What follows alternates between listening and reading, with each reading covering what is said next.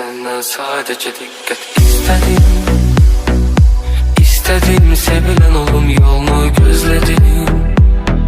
Sevgine ihtiyacım vardı, görseydin. Mənə gəlsəydin, ətrini duysaydım bir. Həyatımı, zamanımı, ürəyimin açarını sənə verdim. İstedim sevilen olum,